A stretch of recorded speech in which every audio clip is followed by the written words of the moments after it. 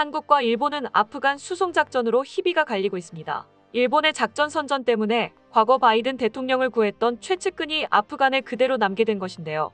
이 최측근은 미국 TV 방송 인터뷰를 통해 아프간 내의 긴박함을 알리면서 그와 그의 가족들이 위협을 받고 있다고 밝혔습니다. 이러한 사실들이 퍼지자 일본에서는 난리가 났습니다.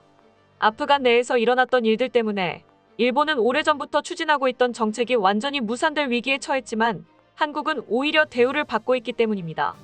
이에 일본 네티즌들은 말도 안 되는 주장을 하며 어떻게든 한국의 명성에 금을 내려 노력하고 있는 상황입니다. 하지만 일본의 이간질에도 미국은 일본을 택하기보단 오히려 더 한국을 밀어주고 있는 행보를 보이고 있는데요. 과연 미국이 왜 한국을 더 밀어주고 있으며 일본에게서 손을 떼고 있는지 알아보겠습니다. 한국이 아프간에서 보여준 모습은 거의 완벽에 가깝다고 볼 수 있습니다. 작전이 시작되자 작전 관계자들은 언론과의 접촉을 차단했고 작전이 끝날 때 무렵에서야 국민들에게 그 결과를 알렸습니다. 많은 사람들은 한국이 미라클 작전이 성공할 수 있었던 이유를 완벽하게 언론을 차단하고 철저히 작전 보안을 유지했기 때문이라고 말하고 있는데요. 국민의 알 권리가 중요해진 시대에서 유일하게 예외가 되어야 하는 것은 군사 분야라는 것을 이번 미라클 작전에서 증명한 사례가 되기도 했습니다.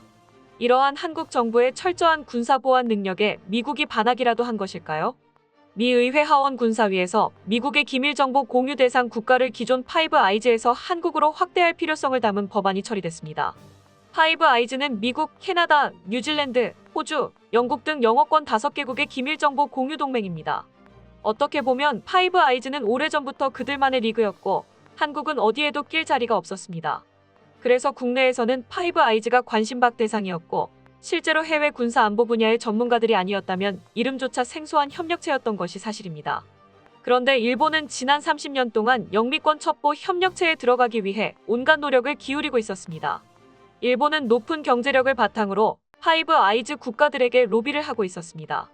일본은 이런저런 사업에서 파이브 아이즈 국가들에게는 유독 저자세를 취하며 일본이 아시아를 넘어 유럽 주요 선진국들과 어깨를 나란히 하고 있다고 강조하고 있었는데요. 최근 영국과 뉴질랜드가 중국 문제로 미국과 마찰을 빚자 일본은 중국 견제 최전선에 나선 것을 내세우면서 그들의 빈틈을 파고들고자 노력했습니다. 이러한 일본의 노력에 올해 4월쯤에 로리 메드칼프 호주 국립대 국립안보대학 학장도 중국에 대해 세밀하게 이해하고 있는 국가가 있다면 그건 일본이라며 반중 전선에 대한 관심도와 역량을 고려하면 일본이 최선의 파이브 아이즈 후보라고 말하기까지 했습니다. 확신에 찬 야마가미 신고 호주 주재 일본 대사는 호주 매체 더 시드니 모닝 헤럴드와의 인터뷰에서 일본의 파이브 아이즈 가입이 진전되고 있다. 가까운 미래에 매우 낙관적이다라고 말하며 6번째 파이브 아이즈는 일본이 될 것이라는 강한 자신감을 드러냈습니다. 그런데 미국의 눈에는 그렇지 않았는데요. 일본은 자국을 군사 강국으로 묘사하고 있지만 그들이 하는 짓은 그야말로 비리로 찌든 아프간 정치인들과 거의 다를 바 없었습니다. 실제로 일본에서 개발한 무기들은 필요 이상으로 비싸다는 것을 알 수 있습니다. 한 가지 예를 들자면 일본의 19식 차륜형 자주포와 같은 경우 한 대 가격이 80억 원이었는데요. 이는 무한 궤도를 채택한 한국의 K9 자주포가 40억 원이라는 점을 생각하면 일본 정치인들이 비리가 상당히 많았었음을 짐작할 수 있습니다. 또 다른 이유는 일본의 첩보 능력이 상당히 떨어지는 것을 알 수 있는데요. 일본의 경우 가장 두려워하는 세력은 바로 북한입니다. 북한이 핵무장을 하면서 동해로 탄도 미사일 실험을 할 때마다 일본 내에서는 난리가 나는데요.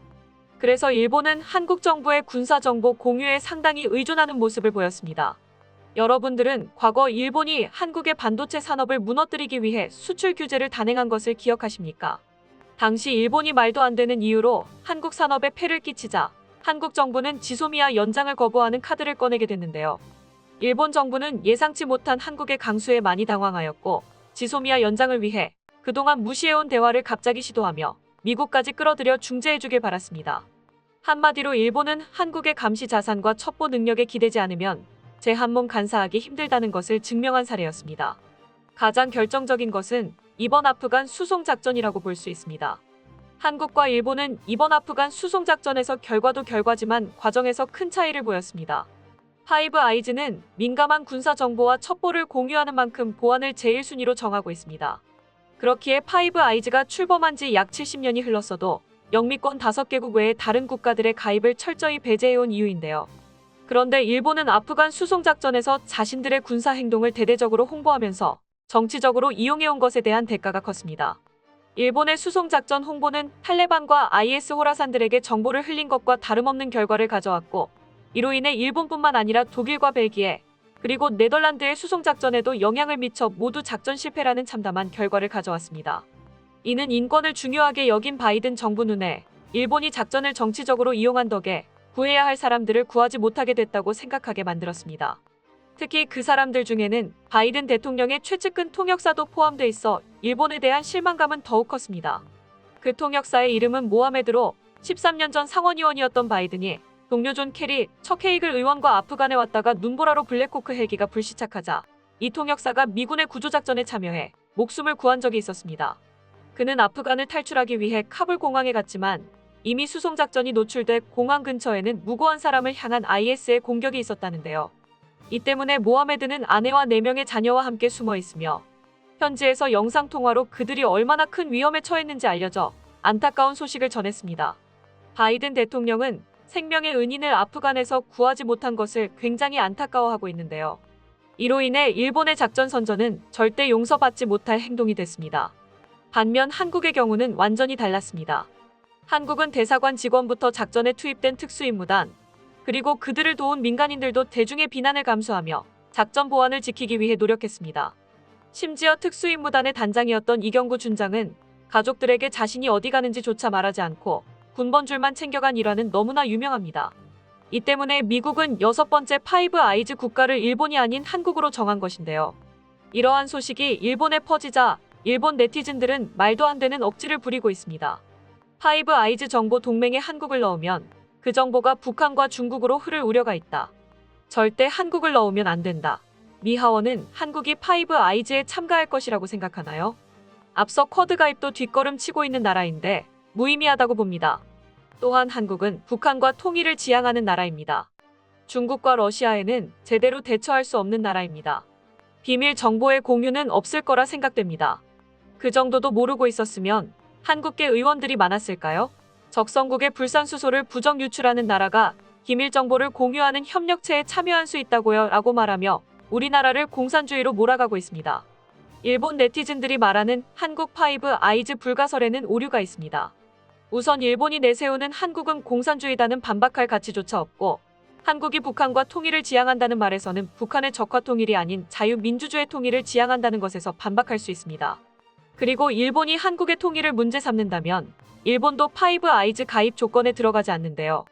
일본도 러시아와 쿠릴 열도로 분쟁을 겪고 있는데 일본도 쿠릴 열도를 되찾겠다는 것을 스스로 부정하는 것입니다.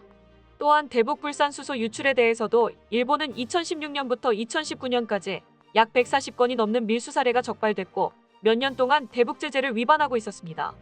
이렇게 유출된 불산수소들은 생화학 무기를 포함해 대량 파괴 무기 제조에 쓰이게 됐는데요. 북한뿐만 아니라 시리아와 이란에도 판매에 문제가 됐습니다.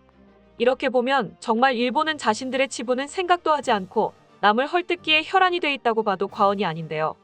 미국도 이를 잘 알고 있는지 일본에 허가하지 않는 것들을 한국에는 허가해주고 있습니다. 최근에 미국은 정밀 유도 무기의 핵심 부품인 레이저 유도 장치를 한국에 판매와 동시에 기술을 이전하겠다는 계약을 맺었는데요. 이는 미국이 핵심 기술로 취급하며 어느 국가에도 부품만 팔거나 생산을 허가한 적이 없었는데 한국에만 이를 판매했습니다. 일본도 저러한 부품과 기술을 이전받기 위해 엄청난 예산을 확보해뒀다고 알려졌지만 결국 구매하는 데는 실패했습니다. 또한 미국은 한국의 해결료 재처리 기술을 승인하기까지 이르렀는데요. 이번 해결료 재처리 기술 승인으로 인해 약 40여 년간 쌓아만 두었던 엄청난 양의 폐연료봉을 다시 사용할 수 있게 된 것과 이것으로 핵잠수함도 건조할 수 있게 됐습니다. 최근 우리 정부는 장보고 배치3 잠수함을 4,000톤급 핵잠수함으로 개발할 계획을 밝혔는데요. 한국은 소형 원자로 기술과 함께 핵잠수함 건조 기술을 다수 확보해 놓은 상태였지만 가장 문제는 해결료였습니다. 하지만 미 정부가 한국의 해결료 재처리 기술을 승인함으로써 해결료 문제가 해결돼 핵잠수함 건조에 필요한 모든 요건을 충족한 상태입니다. 전문가들은 만약 지금 당장 건조에 들어간다면 한국은 7년 안에 핵잠수함을 도입할 수 있을 것이라고 보고 있는데요. 개발될 한국의 핵잠수함은 은밀함과 동시에 10개의 수직 발사관이 탑재돼 주변국으로서는 굉장히 위협이 될 수밖에 없습니다. 미국의 핵잠수함에는 승조원들을 위해 자동으로 피자를 만들어주는 기계가 있다는데요. 한국도 잠수함에서 피자 기계로 피자를 먹을 날이 머지않아 보이며 한국의 파이브 아이즈 참가로 인해 한국의 위상이 더 올라갔음에 박수를 보냅니다. 끝까지 시청해주셔서 감사합니다. 도움이 되셨다면 좋아요를, 다른 이야기도 궁금하시면 구독을 눌러주세요.